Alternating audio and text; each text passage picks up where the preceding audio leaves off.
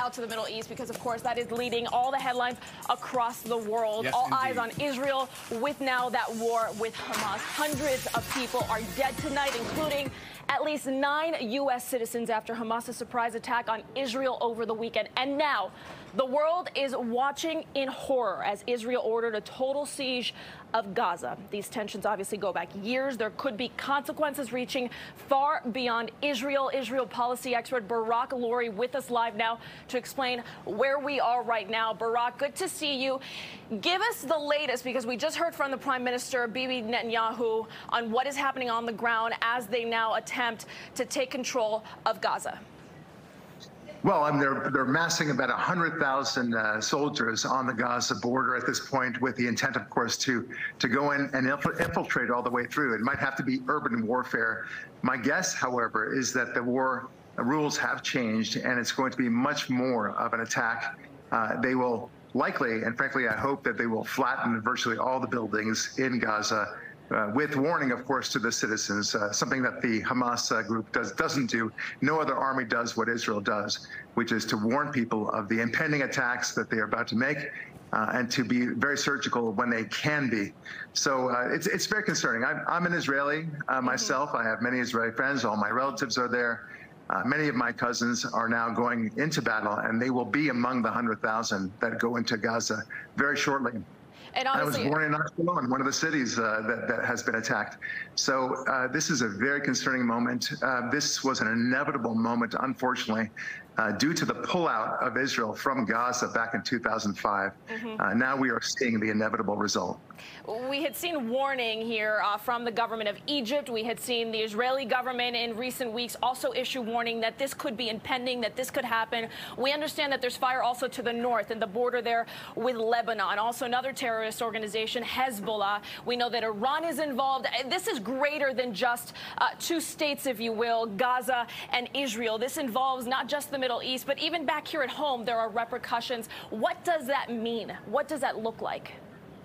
Well, the repercussion, the concern that we all have is that it would become a much broader war with Hezbollah in the north. What happened and these are my 2 cents about this, is that Hezbollah and Hamas probably got together before this recent incursion.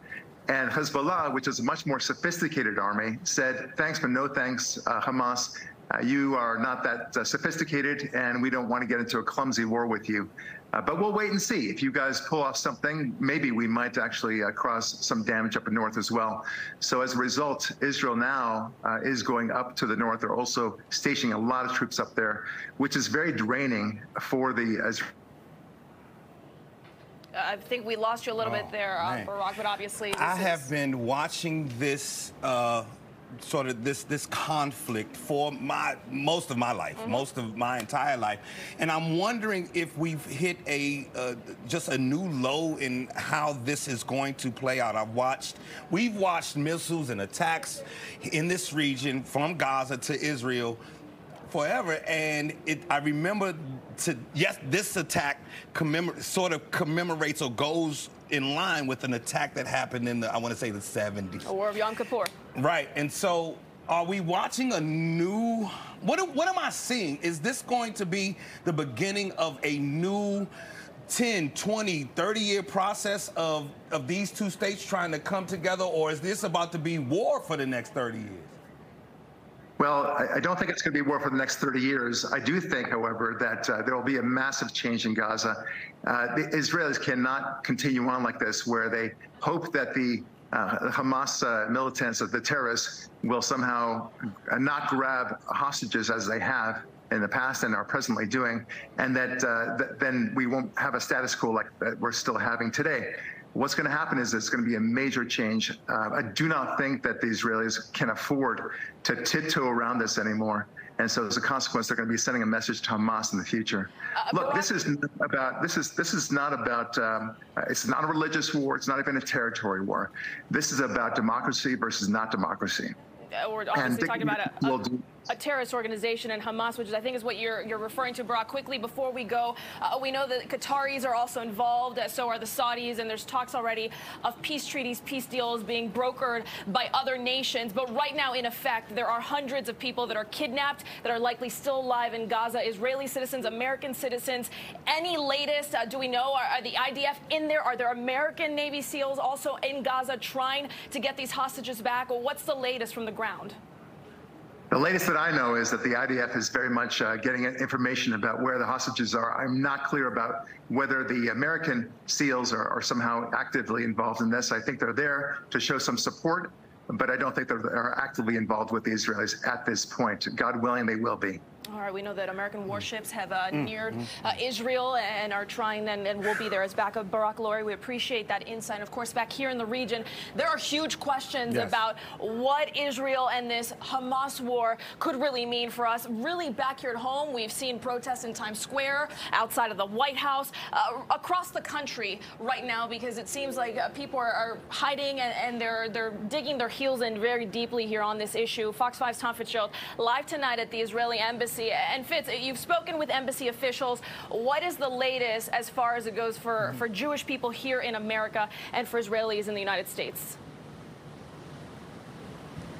Good afternoon and welcome back, Marina. Alava Benjamin is the deputy chief of the mission here at the Israeli embassy, and as you might well expect, this has been a hotbed of activity since this terrorist attack took place early Saturday morning. The deputy chief tells Fox 5 today that the embassy has been inundated with messages of support, not only from around the country and around the world, but also from here locally in the DMV region. That has taken the form of some people coming down here with flowers, laying flowers at the front gates of the Israeli embassy here in Washington and Northwest D.C.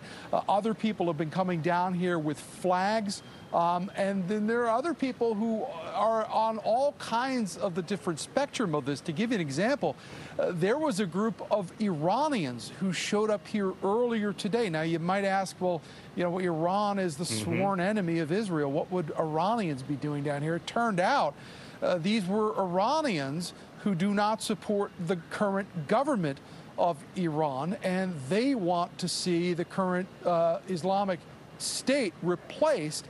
And they are pointing a finger of blame in all of this at the Iranians. And they said they came down here because they wanted to show the Israeli embassy that Iranian people, maybe not the government, but the Iranian people, in their words, supported them in this time of need, and their hearts went out to them, after seeing all of this, murderous terrorism that unleashed across all of our screens over the weekend. Yes, indeed. Tom, what are we hearing from local law enforcement right now about here in the DMV, the steps that they are taking around the Jewish places of worship? Is there increased security, scrutiny of people who are coming and going and all of that stuff? Yeah, well, it's easy to, imagine why your mind would go there, because, the United States is Israel's longest and biggest ally. As the nation's capital, Washington, D.C. and this region, clearly are going to, fall within the concerns of a lot of folks, when Israel is at war like it is right now. We should say off the top that D.C. police and a lot of the law enforcement in this area say that they have no credible threat against any place or activity here in our region. However, having said that, it is very clear that they are saying they're going to have increased visibility. They have, where we are right now, both U.S. Secret Service Uniform Division and the Metropolitan Police are out here in force. Now, there are always, law enforcement stationed outside the Israeli embassy. I can tell you we see more than we usually do when we go by here, and we go by here quite often. But, that is certainly understandable with what we've seen play out and, what this own city's region, just 22 years ago dealt with when terrorism was brought to our doorstep on 9/11. Yeah, and we've seen, sadly, that comparison be made already. Tom Fitzgerald for us outside of the Israeli embassy. And we are in a state of alert, not just in the Middle East, but obviously across the country as we speak. Of course, we will continue to cover everything that's happening out in Gaza and in Israel right here at Fox 5.